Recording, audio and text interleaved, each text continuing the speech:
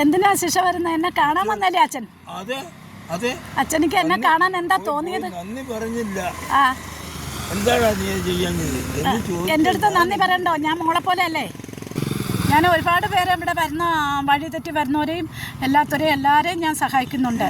പക്ഷെ അതൊന്നും ഒന്നും പ്രതീക്ഷിച്ചിട്ടല്ല. നിങ്ങളെ കണ്ടപ്പോൾ എനിക്ക് എൻ്റെ പിതാവ് എൻ്റെ അത്ത ഒറ്റയ്ക്ക് വന്നാൽ ഞാൻ അവരെ വെറുതെ വിടുവോ? അവരെ വണ്ടി കയറ്റി വിടൂലേ? അതുപോലെയാണ് ഞാൻ അച്ഛൻ്റെ അടുത്തും ചെയ്തിട്ടുള്ളത്. അതിനൊന്നും നന്ദിയുടെ ആവശ്യമില്ല. നിങ്ങളെ മോളെ പോലെയാണ്. എൻ്റെ കടമയാണത്. ഈ പബ്ലിക്കിൽ ജോലി കടമയാണ്.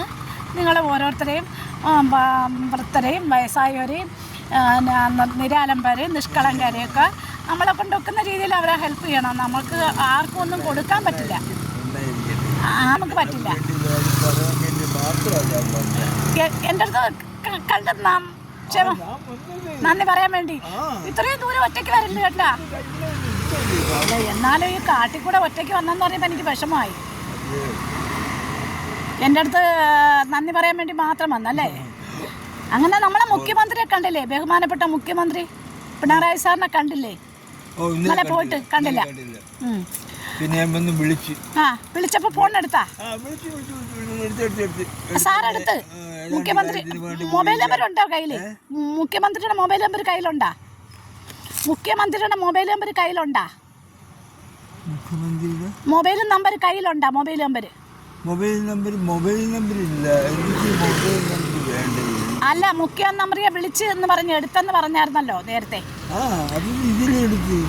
എടുത്ത് സാറിന്റെ നമ്പർ കയ്യിലുണ്ടായിരുന്ന മൊബൈൽ ആഫീസിൽ നിന്ന് തന്നായിരുന്നു. അതെ അതെ. മുഖ്യമന്ത്രി നല്ല മനുഷ്യനല്ലേ? നല്ല മനുഷ്യനായി. ഇപ്പോൾ എല്ലാവർക്കും 2000 രൂപ വീതം പെൻഷനൊക്കെ കൊടുത്ത് ഒരു മുഖ്യമന്ത്രിമാരും ഇത്രയും നല്ലപോലെ കൊടുത്തിട്ടൊന്നുമില്ല. ചില കാര്യങ്ങളിൽ ഈ കൂടെ നിൽക്കുന്ന പാർട്ടിക്കാരാണ് സാറിനൊക്കെ എടുത്തുന്നത്.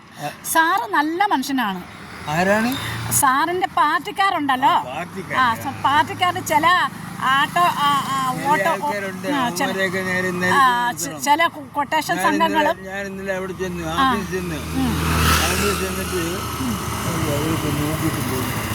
കുഴപ്പമില്ല.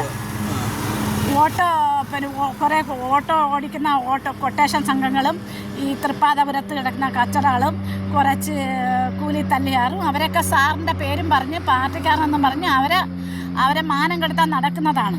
പക്ഷേ സാറ് നല്ല മനുഷ്യനാണ്. ഒരു മുഖ്യമന്ത്രിമാരും ഇത്രയും പെൻഷൻ കൊടുത്തിട്ടില്ലല്ലോ. 2000 രൂപ വെച്ച് പാവങ്ങൾക്ക് കൊടുത്തില്ലേ? അപ്പോൾ അദ്ദേഹം നല്ലതല്ലേ? എന്നെ പോലെയുള്ള സ്ത്രീകളെ നിലനിർത്താൻ പോലീസിന് വിടുന്നില്ലേ? അതൊക്കെ നല്ലതല്ലേ? വളരെ നല്ല മനുഷ്യൻ. അപ്പോഴേ ഇന്നലെ ഞാൻ വിട്ട കാറിൽ കയറി പോയി അല്ലേ? അവരെവിടെ കൊണ്ടാക്കി? ഞാൻ ഇന്നലെ കാറ്റ് കയറ്റി വിട്ടില്ലേ? പുള്ളിക്കാരൻ എവിടെ കൊണ്ടാക്കി ഡ്രൈവർ? അമ്പലത്തിക്കര ആക്കിയപ്പോൾ പാസ്റ്റിൽ കയറി പോയി വണ്ടി കയറ്റി വിട്ട്. ഞാൻ പറഞ്ഞ് സൂക്ഷിച്ച് കയറ്റി വിടണം, ഒരു പാവപ്പെട്ട ഒരാളാണ് എന്ന് പറഞ്ഞ്. എനിക്ക് കണ്ടപ്പോൾ പാവം തോന്നി. എൻ്റെ അച്ഛനെ പോലെ എൻ്റെ അച്ഛൻ ഒറ്റയ്ക്ക് വന്നാൽ ഞാൻ കയറ്റി വിടൂലേ? അച്ഛനെ മാത്രമല്ല, അച്ഛൻ്റെ പ്രായമുള്ള എല്ലാവരെയും. നമുക്ക് കുരുത്തം വേണം. നമ്മൾ ചെയ്യുന്ന പ്രവൃത്തിയിലാണ് നമ്മളെ നന്മ. ശരിയെങ്കിൽ രാവിലെ കാപ്പി കുടിച്ചോ? എന്താ കഴിച്ചു രാവിലെ? കഴിച്ചു. വൈഫ് ഉണ്ടോ? അമ്മയുണ്ടോ?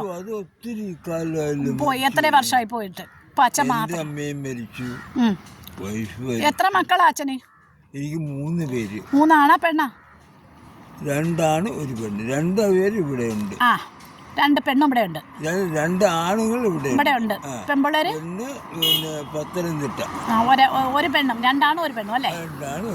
അമ്മ പോയി നേരത്തെ. അച്ഛനെ ഒറ്റ കിട്ടും. അതിൽ വിഷമിച്ചിട്ട് കാര്യമല്ല.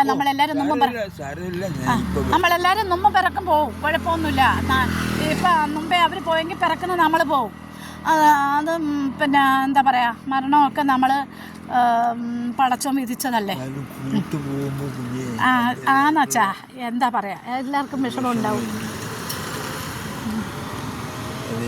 എന്താ ചെയ്യുക? എല്ലാവരുടെ ബുദ്ധിമുട്ടും എല്ലാവരുടെ വിഷമവും ദൈവം എന്ന് പറഞ്ഞ ഒരാൾ കാണുന്നുണ്ട്. എൻ്റെ സ്ഥലം കടക്കലാണ്. ഞാൻ കടക്കക്കാരിയാണ്. എനിക്കൊരു മോനും ഒരു മോളുമാണ്. 2 മക്കളാണ്. പോട്ടെ ഞാൻ. ശരി വല്ല പോണേ. എന്നെ കാണാൻ വേണ്ടി മാത്രം വന്നല്ലേ? അതിന് വേണ്ടി മാത്രം വന്ന അത് വരണം. അയ്യോ അതിന്റെ ആവശ്യമില്ല. വരണ്ട ഞാൻ. അച്ഛന്റെ മോളെ പോലെ അല്ലേ, വരണമെന്നും വേണ്ട. അല്ലെങ്കിൽ ശിക്ഷ വേറെ ഒരിക്കലും വരത്തില്ല.